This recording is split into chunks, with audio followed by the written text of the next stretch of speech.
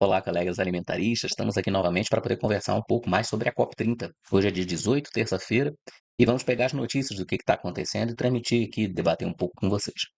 Sempre sobre o olhar da segurança alimentar, da questão do direito humano à alimentação adequada, do uso do solo, da sustentabilidade. Nesse caso, da soberania, da segurança alimentar principalmente. Então, o que a gente pode extrair até hoje? Eu vou compartilhar com vocês duas ou três notícias e a gente vai chegar a uma conclusão, eu imagino, caminhando em conjunto, tá certo? Bom, o primeiro compartilhamento que eu gostaria de fazer com vocês é esse. Cientistas alertam que a COP30 tem apenas 5 dias para entregar roteiro claro para eliminar gradualmente os combustíveis fósseis. Então vamos lá. O que diz essa notícia? Nós estamos caminhando para o encerramento, sexta-feira encerra a COP. Eu já havia comentado com vocês que os líderes dos principais países emissores de poluição oriunda de combustíveis fósseis, aí gás, carvão e petróleo. Eles não participaram. Então, dos cinco, só um, né, dos cinco maiores poluidores que emitem mais gases de efeito estufa, só um veio para cá, que é a líder da União Europeia. E dentro da União Europeia também, o objetivo era que, como um todo, a União Europeia contribuísse. Foi sugerido a criação de um fundo para florestas, onde ele deveria arrecadar algo em torno de 1,5 trilhão de dólares. E até agora, os países em geral, eles não se manifestaram ou se manifestaram com cautela sobre essa contribuição. Então, o que acontece? Que eu estou percebendo e eu comentei isso com vocês. Essas economias, elas são baseadas em combustíveis fósseis e elas vêm cada vez mais emitindo mais CO2. A gente teve um acréscimo do ano passado para cá de 1,1% na emissão de CO2.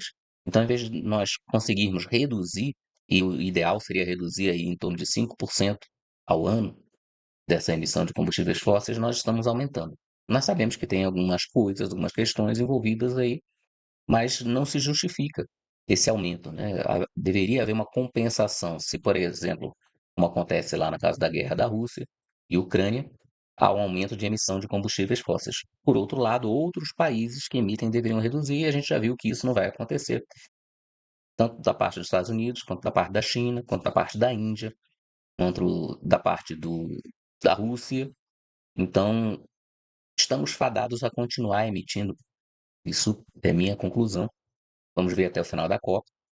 Emitindo essa quantidade absurda de gases de efeito estufa e cada vez mais, havendo uma relação direta, né, vai aumentar o aquecimento dentro do nosso mundinho, né, que emitem lá, mas esquenta aqui também, né, no Brasil. Com relação à questão do posicionamento do Brasil, nós temos o Alckmin, o vice-presidente, falando que a COP30 é a Conferência da Verdade e da Responsabilidade. O que ele traz nisso? Que agora, ou realmente as pessoas vão assumir o compromisso, a responsabilidade, e vão, no caso dos países desenvolvidos, os que mais poluem, vão criar um fundo para realmente preservar as florestas, para poder incentivar essa economia verde, para essa transição dos combustíveis fósseis para energias limpas ocorra, para que ela possa ocorrer, ou vai ficar tudo só no papel, na teoria, e vamos continuar emitindo carbono, né, CO2 na atmosfera, como se o mundo não fosse nunca ter problema com relação a isso, tá certo? Por isso que o vice-presidente coloca que é a conferência da verdade e da responsabilidade. Agora nós vamos deixar claro quem que realmente é responsável, ou é só discurso, reúne-se, fala-se muita coisa bonita e ao final nada se resolve, tá certo? Dentro disso, eu gostaria de compartilhar com vocês a notícia que foi colocada ontem lá na AgriZone, mas que eu acho que é importante, qual a parte do Brasil, o que a gente não deve fazer de forma nenhuma. Já que os países nessa COP da responsabilidade e da verdade não estão, os países, os principais poluidores não estão querendo assumir essa redução, porque eles sabem que eles queimam combustível fóssil para poder fazer o desenvolvimento, né, do seu país, e eles não querem reduzir ou buscar alternativas para isso, não faz sentido nós, brasileiros, e aí eu falo especificamente do Brasil, que emitiu algo em torno de 5%, né, contando desde a época da Revolução Industrial até hoje, 5% do total, tem estatísticas que variam, tá? Vai de 3 a 5% do total dos gases de efeito estufa, sendo que 85% disso, 0,75% no total, né? 85 de 5% é 0,75, vem proveniente do desmatamento. E aí eu já expliquei para vocês que tem dois tipos de emissão de gases de efeito de estufa. Um que é o ciclo curto do carbono, que é esse. Nós desmatamos, preparamos a área, colocamos gado, e aí a vegetação, pasto cresce, capta carbono, o gado consome, libera uma parcela ínfima dentro desse contexto global, de CH4, que é gás metano. Esse gás metano vai para a atmosfera, depois de 5 anos depois ele se decompõe em CO2, e aí o CO2 vai ser recaptado. Então, o que nós produzimos, de uma certa forma, a própria vegetação, a próprio ciclo do carbono se encarrega de ir retirando. E nós temos hoje tecnologias para aumentar essa retirada de carbono, que é a integração lavoura-pecuária-floresta, por exemplo, que é um uso mais intensivo do solo, mas jogando a favor desse ciclo do carbono. Então você consegue fazer mais de uma cultura na mesma área e utilizar aquela área de uma forma mais intensiva, pela qualidade da pastagem que vai ser produzida, pelas árvores que vão captar também CO2 e vão reter na sua própria madeira, ao mesmo tempo que promovem bem-estar animal. Então, nós temos toda a tecnologia para reduzir, inclusive, essas questões relacionadas ao desmatamento. O que me preocupa é quando se fala em desmatamento, que me ocorre, é principalmente desmatamento ilegal. O que é o desmatamento ilegal? Você tem uma propriedade, vamos dizer, na Amazônia, em uma área que seja determinada lá na Amazônia, que você pode utilizar 20%. Você pode retirar a cobertura vegetal ali daquela região em 20%. E ali você pode exercer atividades agropecuárias. Entenda-se, atividade agropecuária principalmente voltada para a produção de alimentos, garantia de segurança alimentar. E 80% você vai preservar, sob sua responsabilidade. Né? O produtor, se entrar fogo, ele vai ter que combater, ele não pode deixar ninguém invadir aquela área, né? E tirar a madeira e tal. E aí fica sob a responsabilidade. Então o produtor já tem um ônus que ele compra 100% e usa 20%, e segundo que ele tem que cuidar. Mas mesmo assim, ele produz o alimento e esse alimento vai garantir a nossa segurança alimentar e nutricional aqui do país. Se esse produtor ele utiliza dessas técnicas de integração, de plantio direto, ele vai reduzir, mesmo após o desmatamento, ele vai reduzir a quantidade de emissão de CO2. E aí, pelo contrário, ele vai conseguir até capturar uma quantidade maior de CO2. Então, esse é o objetivo do Brasil. Então, o que vem sendo falado é que o Brasil vai eliminar, até 2030, o desmatamento. E eu entendo ilegal. O que me preocupou, e aí eu vou aguardar agora ao final, é que o Brasil pretende assumir um compromisso, me parece que já tinha sido conversado isso, que o desmatamento legal também vai ser proibido até 2035. Então, eu vou confirmar, a gente vai confirmando essas notícias, mas o que eu vejo é o seguinte: se você compra uma área e você está tudo regular, determinou o cadastro ambiental rural, está tudo certinho, tudo registrado, e você começa a pedir autorização para poder desmatar essa área, para produzir alimentos, você não pode ser impedido. Não faz absolutamente nenhum sentido. Isso eu creio que seja até contra o direito humano à alimentação adequada, que é um direito previsto na Constituição. Se o produtor é elo essencial de toda essa cadeia e ele não pode utilizar do principal patrimônio, que é a terra, ele retira, suprime a vegetação naquela área que lhe é permitido para produzir alimentos, como é que a gente vai continuar produzindo alimentos?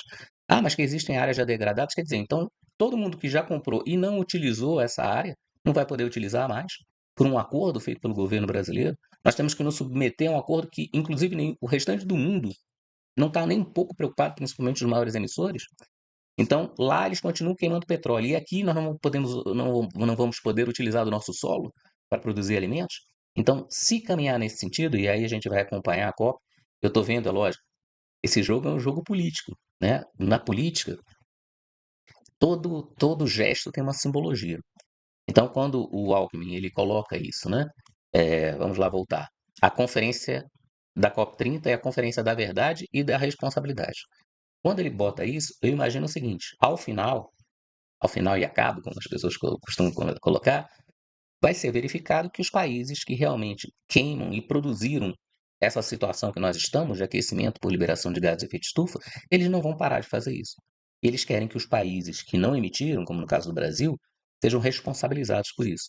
Fazendo o quê? Não utilizando o seu solo. Então, são dois efeitos. Eles não vão parar de produzir gases de efeito estufa, a gente vai em direção a esse ponto de não retorno, e o Brasil tem que parar de produzir, de abrir áreas para produzir mais alimentos.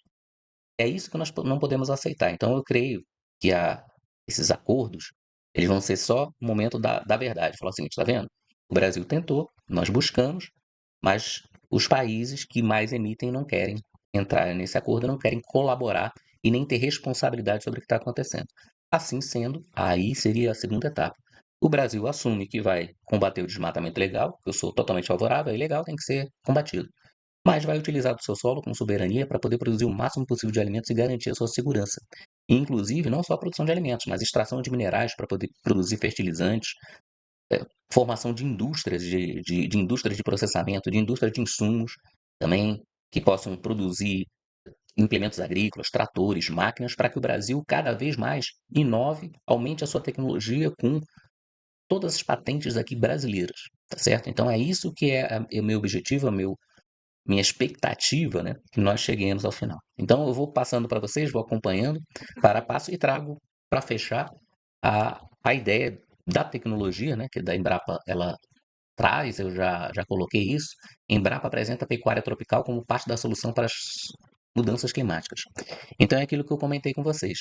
As mudanças climáticas, elas ocorrem pela emissão de gases de efeito estufa, principalmente CO2. E a Embrapa mostra que você pode utilizar essa integração lavoura-pecuária-floresta e a própria pecuária para captar CO2.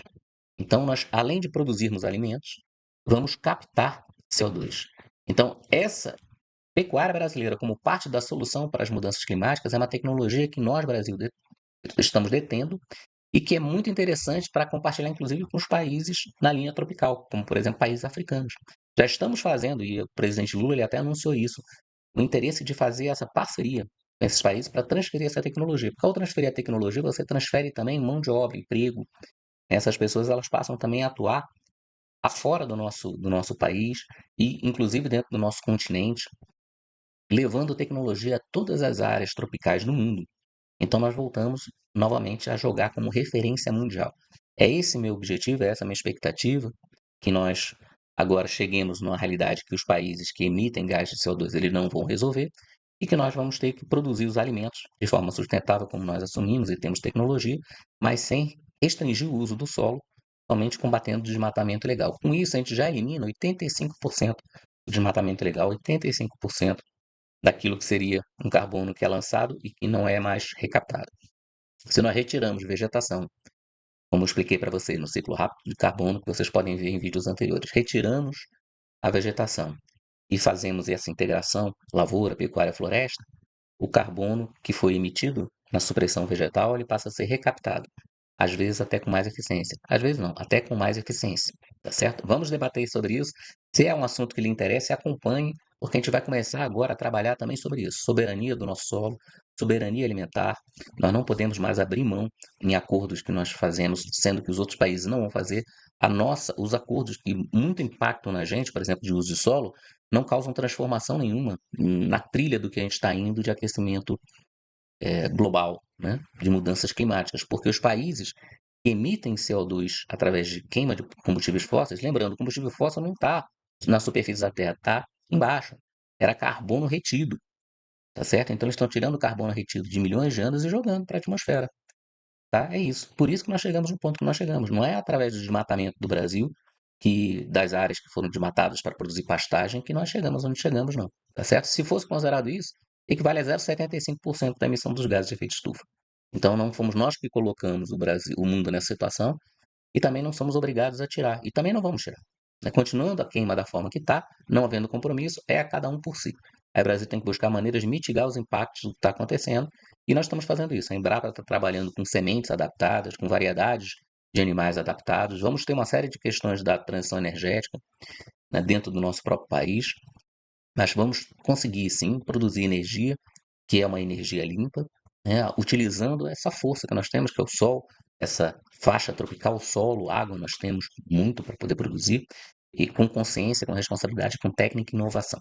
É isso que nós temos que trazer. Eu espero encontrá-los em breve. Mando minhas saudações alimentaristas a todos e um forte abraço.